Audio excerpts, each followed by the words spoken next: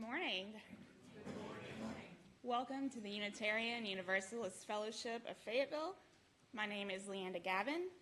I'm a member of the Chalice team here, and the Chalice team helps to organize and plan our Sunday morning services.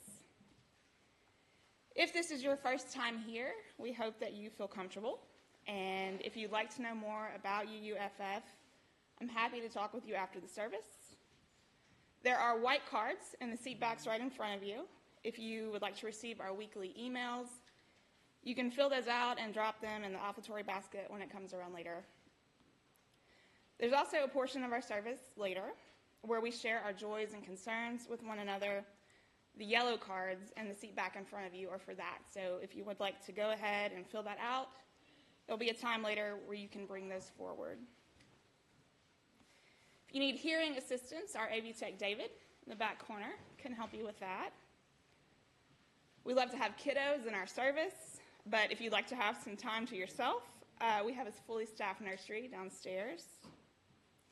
If you're joining us on Facebook, welcome. And we'd also like for you to feel like you can participate in joys and concerns as well. So type your joys and concerns in the comment section. Just remember that anything you put on Facebook will be publicly visible. If you are not new here and you're very observant, you may have noticed that things look a little different in this room this morning. And I want to talk about that just for a second. So before I had this role, Jean Van Zant was our Chalice team chair. And Jean began a project to make some improvements in the sanctuary, and a project which he very mercifully agreed to continue managing as he transitioned off the Chalice team, so thank you for that. This has been many, many months in the making, and I would just like to take a minute this morning to recognize all of the people that helped this come together this morning. So first of all, thank you to the board and the entire Chalice team for all of the support. This is not a project that we could have completed without that. And we are infinitely grateful to Jean. Why don't you stand up, Jean?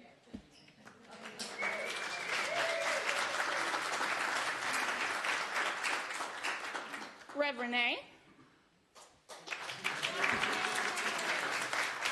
Earl McShane. I don't know if Earl's here, but Earl McShane helped us install all of this. David Thurstonson. And also to the people alongside those who yesterday spent most of their Saturday making sure this is ready to go this morning. Thank you, Joe Ucolano, Janet Titus, and Gretchen Wiltz. And they made the altar cloths.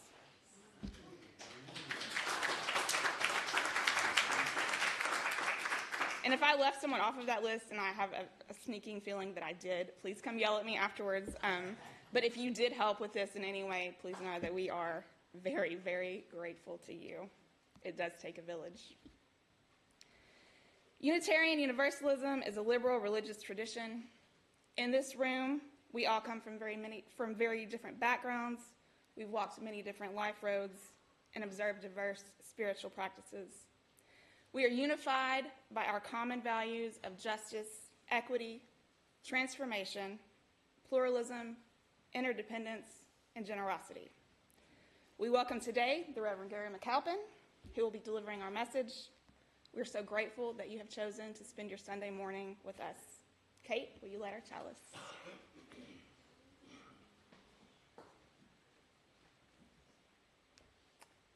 Good morning. This is beautiful.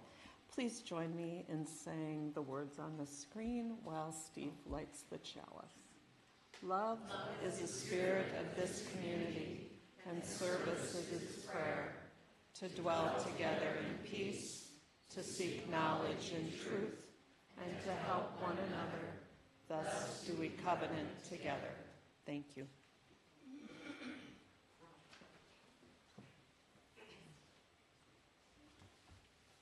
Good morning. I'd like to welcome all of you. Thank you for welcoming me. Today's a special day, in case you didn't know. Today is about calling, and the calling that some of us feel in everyday occupations and vocations, and then sometimes we feel a calling from beyond. And that's what we're here to talk about today, the calling of beyond. That ever being present voice that's inside of us that pulls us to something. And today we celebrate that calling that Renee has chosen to follow. And as a minister of this congregation, we're here to celebrate her today. Welcome.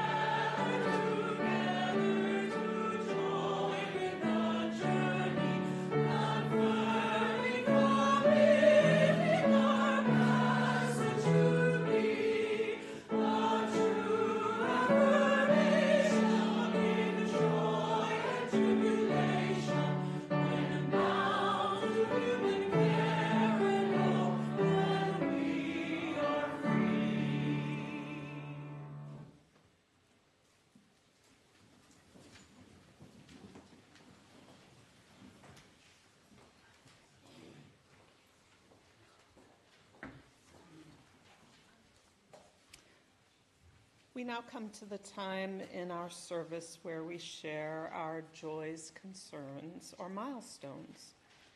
This is a time to bridge the distance of our individual lives and the heart of this community. In this space, we acknowledge that we do not walk our paths alone. We are a tapestry of stories woven together by the threads of our shared humanity. Some of us arrived this morning with happy, full hearts, while others among us carry the heavy weight of struggle.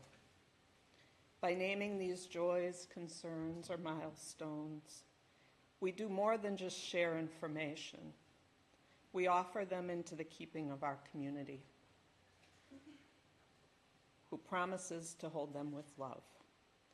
In this sharing, we not only listen, but we also remind one another that in this community, your triumphs are celebrated and your burdens are shared. And I invite you now to come forward knowing that you are held in a spirit of care. If you filled out a card, you can bring it up to me. And again, on the card, please mention if it should be, if you'd like it to be read aloud or if it can be kept confidential. And if you need to stay where you are, feel free to raise the card so someone can bring it up.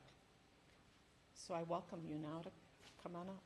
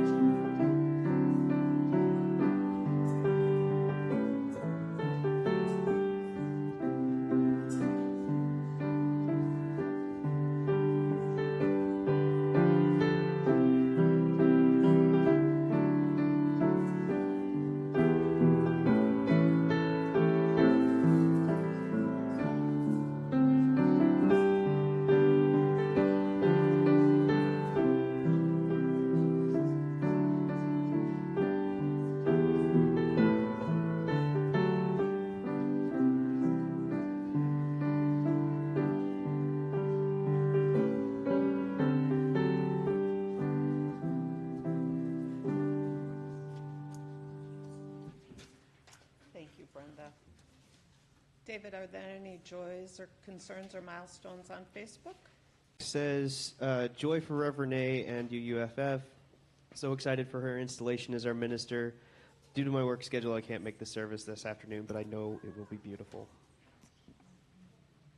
Yeah, we all share that joy. Any others?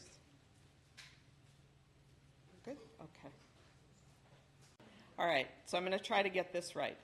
In the 1920s, Professor Henrietta Swan Leavitt becomes the woman who measured the universe. Okay, there's more. Prior to 1920, most felt the Milky Way was it. Swan Leavitt and Hubble do some math and theorize, and there is a universe, and the Milky Way is part of it. So we can advocate to rename it the Swan, Leavitt, and Hubble Telescope. Also, for basic everyday needs, help, and support, consider calling 211, not 911. Try calling 211 helpline for support. And we'll now just have a moment to hold one another and our joys and concerns and milestones in our hearts.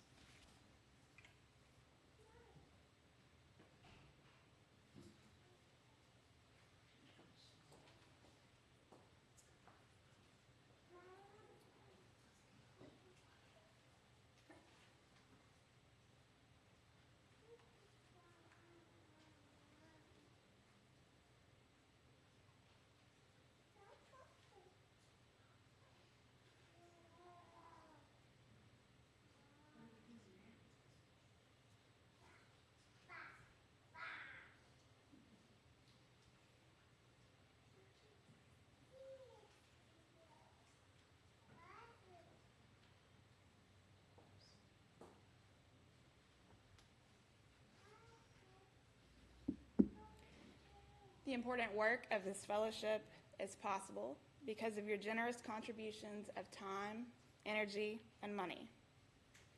Every contribution of every size is helpful and appreciated. We'll pass the baskets now, or you may also give online or mail it into Fawn in the office. Brenda?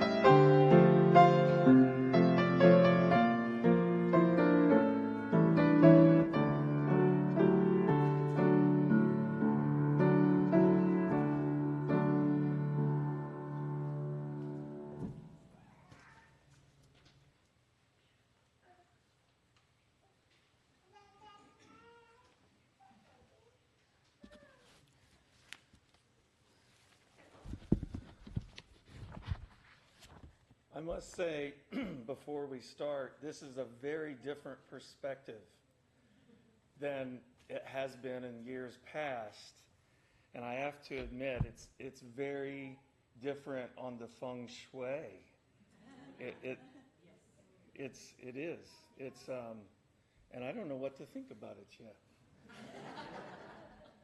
Is it okay if I hold my judgment?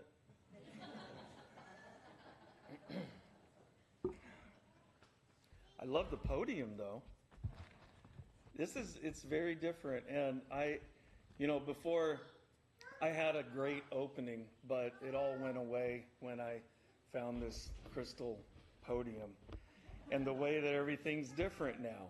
I get up here and I have to feel like I'm adjusting, kind of. I don't know if that makes sense. Like you're so used to getting in your car and you know exactly where the seat goes. And so it's similar to this. And it's all a part of this thing called calling, I think. And for us to be flexible. All right? So I'm just being honest with you. This is really different, and I'm starting to like it more. I'm just being 100% honest. We're all thrown by things, right? I mean, some of us it's a squirrel, and others it's changing of the sanctuary. And for me this morning, it was the changing of the sanctuary. But I'm growing to like it. Thanks for this. Yeah, it's okay. It's all right. I love this. And it's fitting because our message today is the call.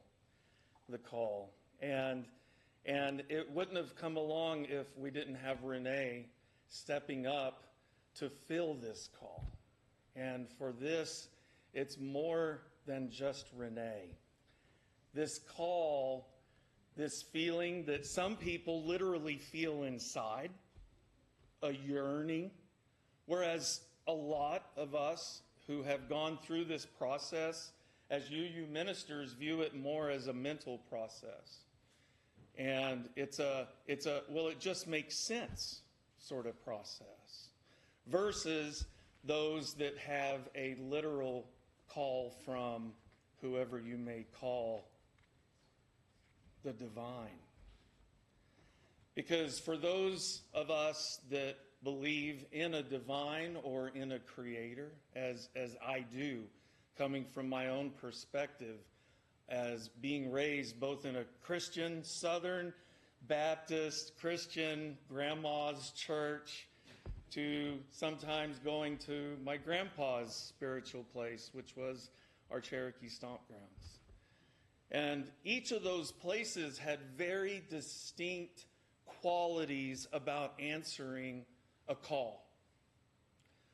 You see, I grew up hearing about the call to ministry. Are you called to be a missionary? Are you called to go and spread the gospel? Because that's central to a Christian message if you're coming from a Southern Baptist perspective. Whereas my other side, the call was something that you were kind of raised up in. And it's something that our communities don't have a lot of anymore in our traditional communities. We have children that sometimes show particular interest in things. And so we try to encourage that growth as they grow. And so calling in our Cherokee traditions is more of a lifelong thing than just an adult calling upon a vocation. And in that way, growing up, I feel like in a more holistic way.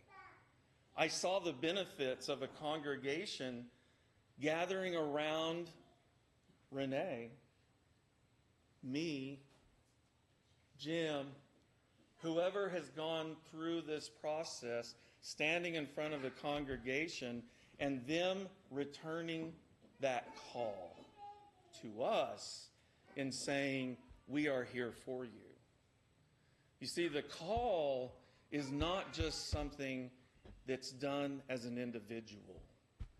That's where we get the Joneses cults in South America. Callings with no community are voices on their own. There's no covenant. There's no covenant. And in the Unitarian Universalist faith, historically we're Congregationalist.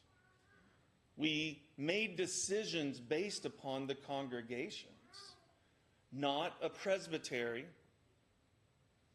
which anyone that comes from the Presbyterian Church, I was a minister in the Presbyterian Church for a while, and the decisions aren't made by the congregation. They can give their advice, but the Presbyterian presbyteries are the ones who acknowledge the call. They're the ones who say, yes, you can move ahead, but a lot of times they don't even know the person. And I'm not bashing Presbyterianism. I'm saying that our system is rooted in the congregation. How long have you been here, Renee? 20 years this year. This exemplifies what the UU sees in calling. It sees someone within our own community. You as a congregation are just as much a part of this calling as Renee is. You see, calling in the UU tradition, like I said, is not an individual standing up on a mountain saying, I got the message for everyone. Calling in the UU tradition is a family. It's this community that is together, united in the common purpose of saying, this person is giving their lives to us. And we acknowledge that, but we don't only acknowledge it, we lift them up. We become the very foundation of this calling, this projection into the beyond. Because when we open up ourselves to this calling in service, it's not just rooted in those around us. In the UU tradition, we're called to be prophets as well. Communities of prophecy, standing up against the abuses that we see today. This calling is not a selfish, individualistic calling. This calling is a giving of oneself in everyday life. It doesn't mean that they have ascended to the mountaintop and now they have all this wisdom to come and give all of us. I wish it worked like that, because I've been to a bunch of those mountaintops and it hasn't stuck.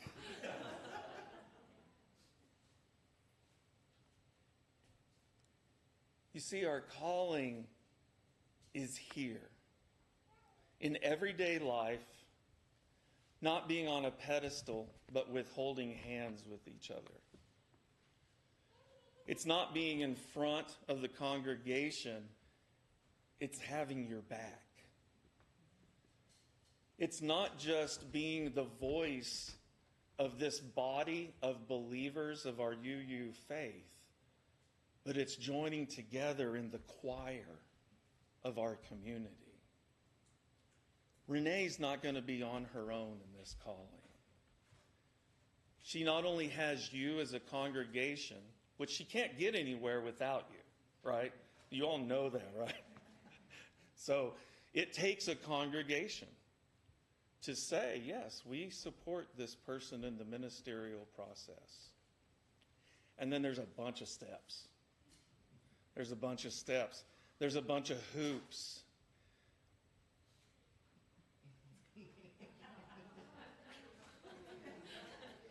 There's a lot of hoops. There's a lot. And no one gets through these hoops alone. It's impossible. I mean, maybe somebody did, but it wasn't me. I didn't go through those hoops alone. It took the calling of the congregation that spoke up for me.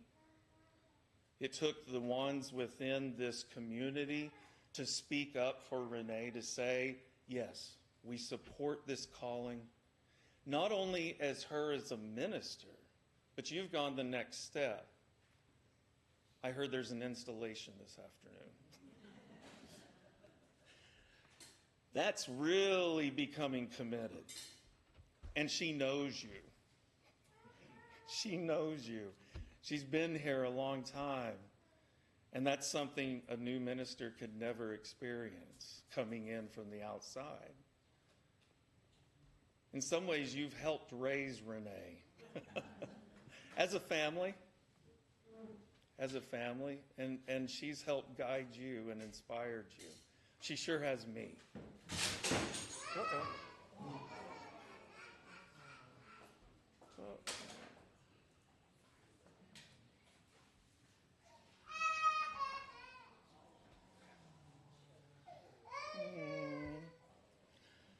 That hurts.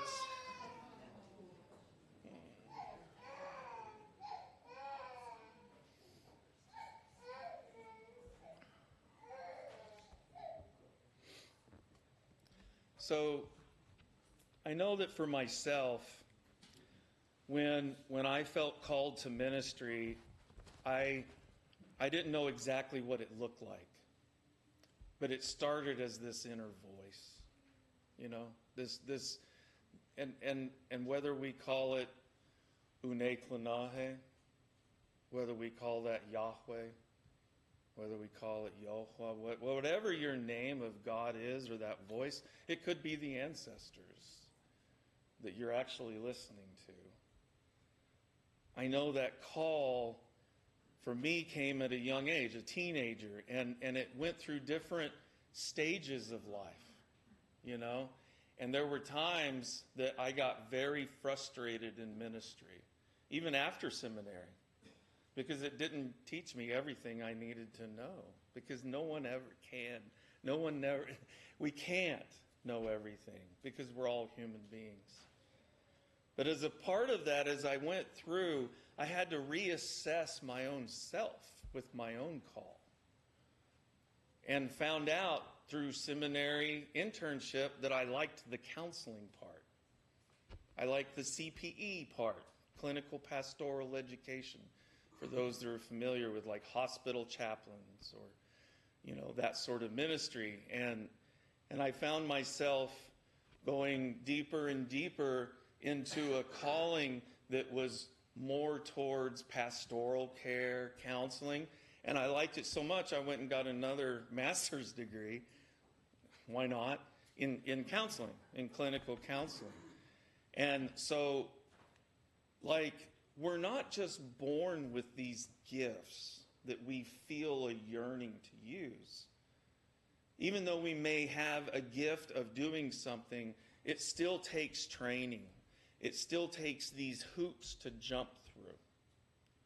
It takes the honing of the skills that we were given from birth to making them even better as we go through life.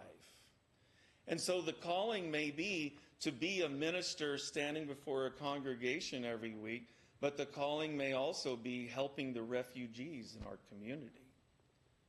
Today, I'm a community minister, meaning that I'm a minister and have my home church of Hope in Tulsa, but I minister in the community. I minister, and my paycheck comes from our tribe, from the Cherokee Nation. But my ministry is counseling to youth, 16 to 24-year-olds who already know everything. And I'm there just as a guide. Oh, I'm just kidding. But this calling starts inside. And whether it's a voice or whether it's just empathy, it's something that we can't keep inside. A famous theologian, minister, lived a long time ago in England, and I hardly agree with hardly any of his theology, but he said some really good things. Charles Spurgeon, if anyone's heard of him. He said that ministry is something, the calling is something that you cannot do anything in life unless it's that calling. There is nothing that will satisfy you until you fulfill that sense of call in your own life and in your community's life. You see, you may have that sense of calling as a child, but if you let it go and don't listen to it and follow through with it, as I have at different stages of my life, I've tried to get away from it. I got to tell you a personal story. I was in a parsonage in one of our churches up in Iowa. I will say the state, but I won't say the town, just for privacy's sake, in case they're listening. But I had to go do my brother's wedding in Pennsylvania, and I was going to be gone for 2 weeks. One of the trustees said that he would mow my lawn. I said, that's great, thank you. So when I got back after 2 weeks, I knew nothing had happened. I didn't know about the emergency meetings that had been happening. I didn't know about anything. I came in and there was a note on my door that said as soon as I got back, and this was not a UU congregation, just so you know. It wasn't one of us, no. This would never happen I'm just kidding. But so a note on my door said emergency meeting with the trustees. So I called, they did the phone line, we all met. In this meeting, they brought pictures of a ruler in my yard, the parsonage yard, showing that my grass had gotten above 6 inches. Okay? Be prepared. Get ready. You may not have grass to keep at a certain height, but there might be other things that you may not, know about, that some may have expectations of. That calling to ministry has sometimes hiccups, challenges. And after those years during that time in ministry, I left for a while. I did. I went into counseling, helping others in therapy, and was a family therapist, came to work for the tribe, and still that yearning. I tell you, it's real. And even though you may not feel that about being a minister, some of you may know what that feels like in your profession. Like, I know teachers who said this was a calling for them. To be with screaming kids all day long in a school without, that's a calling, folks. But so is being a parent. So is being a firefighter. The difference is that Renee is giving into this calling to minister to you spiritually, mentally, sometimes maybe even physically, because we all need help. We're all in this position of calling. All of us are called to serve, every single one of us. Being a UU, it's a part of our faith and our tradition. Each of us are called. Now, how we carry out that calling looks different. Some people are called to be warriors online, and that's awesome. They write to governors, to our representatives. They're activists. They stand up signs on the Saturdays when no one is looking or supporting. We're all called to do things differently.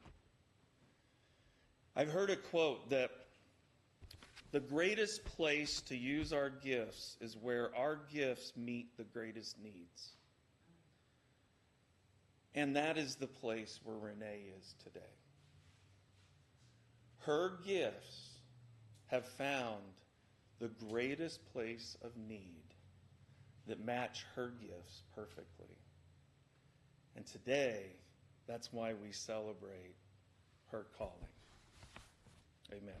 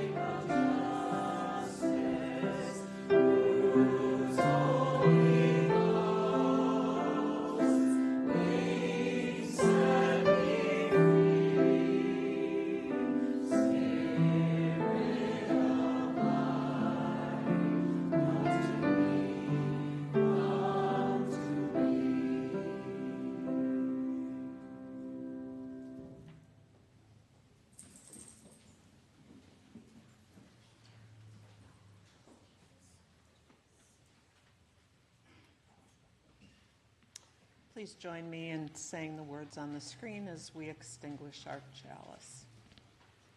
We extinguish this flame, but not the light of truth, the warmth of community, or the fire of commitment. These we carry in our hearts until we are together again. Thank you.